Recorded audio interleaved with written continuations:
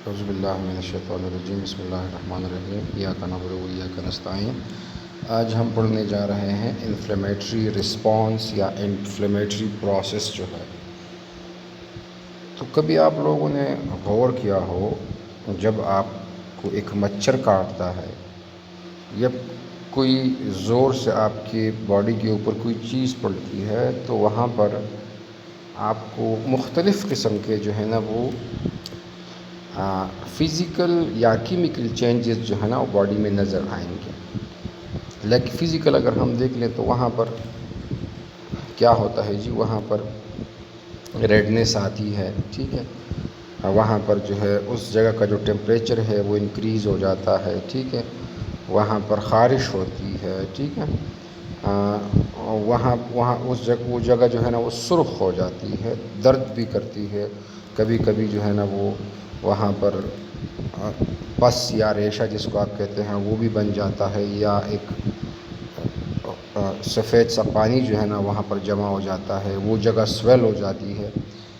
یہ ساری چیزیں جو ہے نا وہ انفلیمیٹری رسپانس ہے باڈی کا، ٹھیک ہے، یہ ساری چیزیں کیا ہیں، یہ انفلیمیٹری رسپانس ہے۔ اور اس پروسیس کو بیسیکلی ہم کیا کہتے ہیں، انفلیمیشن کہتے ہیں۔ تو انفلیمیشن کیا ہے، واٹ از انفلیمیشن؟ انفلیمیشن جو ہے یہ تب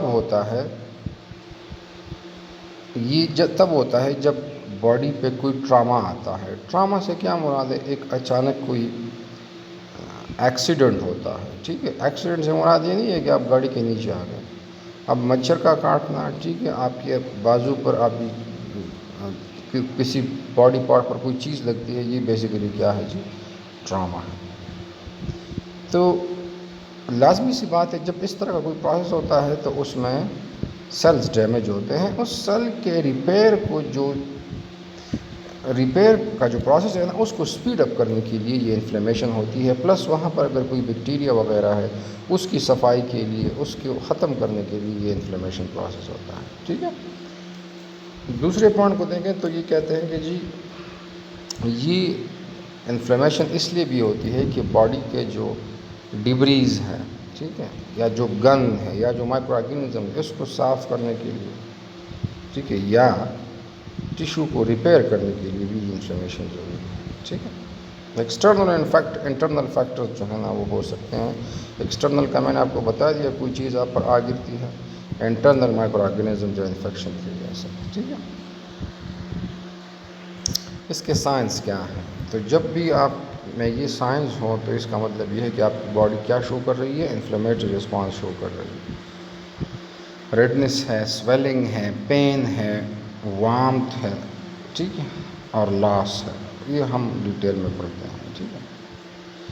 ریڈنس کیوں ہوتی ہے جی؟ ریڈنس اس لیے ہوتی ہے کیونکہ جو بلڈ ویسلز کی جو والیوم ہے وہ انکریز ہو جاتی ہے۔ جب انکریز ہوتی ہے تو بلڈ فلو آٹومیٹکلی کیا ہوتا ہے جی، زیادہ ہوتا ہے، جس کی وجہ سے وہاں پر کیا آتی ہے جی، ریڈنس آتی ہے، ویزو ڈائلیشن ہوتی ہے۔ ویزو ڈائلیشن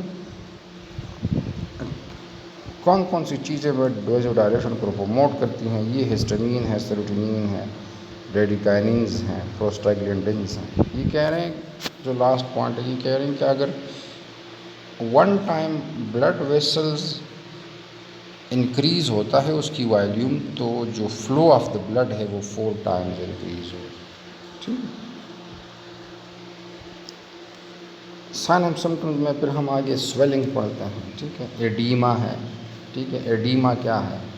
ایڈیما ایک ایسا عمل ہے کہ جس میں آپ کی کسی بھی باڈی پارٹ پر ایک غیر ضروری فلوئڈ جو ہے وہ جمع ہو جائے، ٹھیک ہے۔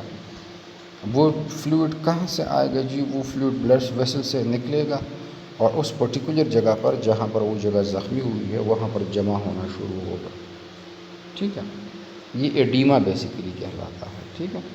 تو ایڈیما سٹارٹ میں صرف بلڈ ویسل سے اس انفیکٹڈ سائٹ پر صرف پانی یا مطلب یہ کہنا ہے کہ الیکٹرولائٹ جاتے ہیں، لیکن بعد میں پھر یہ فلوئڈ جو ہے وہ مور وسکس ہو جاتا ہے، ٹھیک ہے۔ اس میں پروٹینز وغیرہ بھی جو ہے نا وہ ایڈ ہونا شروع ہو جاتے ہیں، اور پھر الٹیمیٹلی بالکل لاسٹ پہ اگر آپ دیکھیں تو وہ جو کلیکٹیولی پھر اس کو ہم کیا کہتے ہیں؟ پس کہتے ہیں. پس میں کیا ہوتا ہے جی؟ آپ کے وائٹ بلڈ سیلز بھی اس میں ہوتے ہیں جو مر گئے ہیں during the fight of pathogen and host cells. ٹھیک ہے، اس میں آپ کے مختلف ڈیمیج سیلز بھی ہیں. ٹھیک ہے، تو یہ ساری چیزیں کمبائنلی ملا کے کیا بناتی ہیں جی؟ پس بناتی ہیں. تو یہ ایڈیما کی کاز بتا رہے ہیں کہ ایڈیما کیوں ہوتی ہے. تو لازمی سی بات ہے جب بلڈ ویسلز فلوئڈ لیک کریں گے تو کیا پیدا ہوگی جی؟ ایڈیما پیدا ہوگی. ٹھیک ہے، سیل ڈیتھ اگر ہو کسی جگہ پر تب بھی جو ہے نا وہ ایڈیما ہو سکتی ہے. اناکشیا اس کو ہم کہتے ہیں. ٹھیک ہے، اناکشیا اگر ہو، ٹھیک ہے، پروٹین انکریز پروٹین اور ایکسٹرا سیلولر آسماٹک پریشر. ٹھیک ہے، یہ ساری چیزیں ہیں. ٹھیک ہے، گریویٹی ہو گئی. ٹھیک ہے، اس کے علاوہ سویلنگ ہے. ٹھیک ہے، تو سویلنگ کیا ہے؟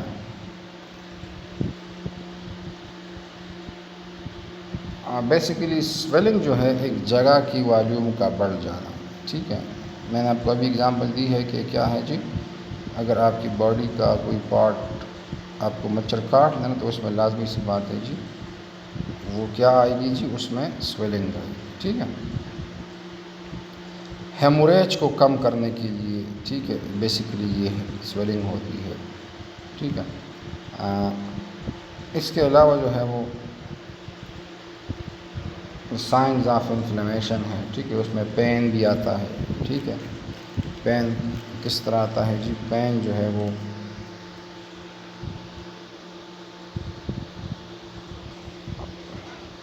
پین جو ہے، ٹھیک ہے، یہ بیسیکلی کیمیکلز کے کچھ ریلیز ہونے کی وجہ سے. ٹھیک ہے، لازمی سی بات ہے. ٹھیک ہے، اس کے علاوہ کچھ فزیکل فیکٹرز ہیں اور کچھ کیمیکل ہیں. ٹھیک ہے، جس میں فورس انوالو ہو تب بھی پین آئے گا، جس میں کوئی کیمیکل انوالو ہو تب بھی جو ہے نا وہ پین آئے گا. ٹھیک ہے،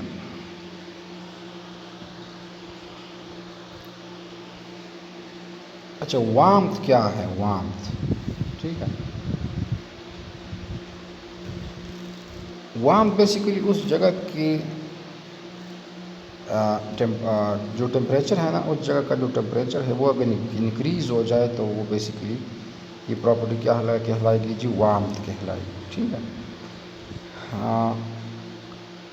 باڈی ٹیمپریچر اس جگہ کا جو ہے نا وہ انکریز ہو جاتا ہے. وجہ یہ ہے کہ وہاں پر اگر کسی قسم کا مائکرو آرگینزم موجود ہے تو وہ کیا ہو جائے وہ جی؟ وہ کل ہو جائے. پوری باڈی کا بھی ٹیمپریچر انکریز ہو سکتا ہے، لیکن یہ پرٹیکولر پارٹ کی ہم بات کر رہے ہیں. لاس آف فنکشن ہے. لازمی سی بات ہے جب ایک جگہ جو ہے نا وہ افیکٹ ہوتی ہے تو اس کا جو فنکشن ہے وہ کیا ہوتا ہے جی؟ وہ ارسپانسو ہوتا ہے، یا وہ اتنا جو ہے نا وہ فنکشنالٹی نہیں دکھا پاتا جتنا وہ پہلے ایکٹیو فارم میں جو ہے نا وہ دکھاتا تھا. ٹھیک ہے،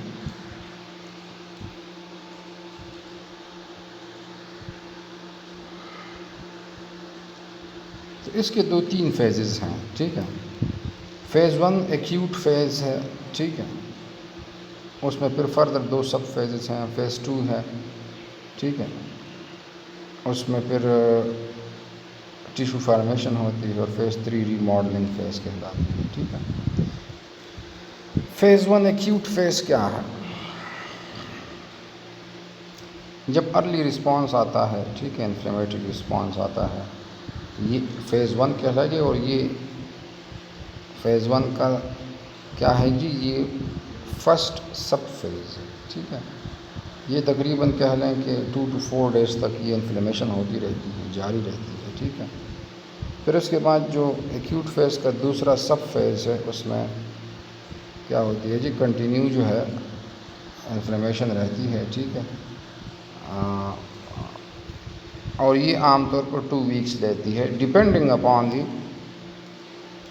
ٹائپ آف انفیکشن کہہ لیں یا ٹائپ آف انجری کہہ لیں. تو ارلی میں 2 سے 4 دن تک یہ ہو سکتا ہے، اور اگر لیٹ ہو جائے تو 2 ویکس تک. پھر اس کے بعد ٹیشو فارمیشن آتی ہے. ٹیشو فارمیشن میں ہوتا یہ ہے، اب اس فیز تک جو ہے نا، فیز 1 کمپلیٹ ہونے تک آپ کا جو پس وغیرہ ہے وہ سب کچھ جمع ہو چکا ہوتا ہے، ریڈنس، سویلنگ، یہ سب کچھ آ چکی ہوتی ہے. پھر اس کے بعد جو سیلز ختم ہو گئے ہیں، مر گئے ہیں، تو اس کی دوبارہ سے جو ہے نا وہ کیا ہوگی جی، نئے سیلز بنیں گے، نئے ٹیشوز بنیں گے. ٹیشو ری بلڈنگ عام طور پر کتنا ٹائم لیتی ہے جی؟ 2 to 4 weeks جو ہے نا اس کا ٹائم. ٹھیک ہے. یہ کرونک کنڈیشن میں جو ہے نا وہ بیسیکلی یہ نہیں ہوتا. کرونک کنڈیشن وہ ہوتی ہے کہ جس میں اگر ایک ڈیزیز پرولانگ ٹائم تک آپ کی باڈی میں رہے تو تب یہ ایکسیپشنل کیس ہے. ٹھیک ہے. فیز 3 میں کیا ہوتی ہے جی؟ ری ماڈلنگ ہوتی ہے. ٹھیک ہے. دوبارہ سے جو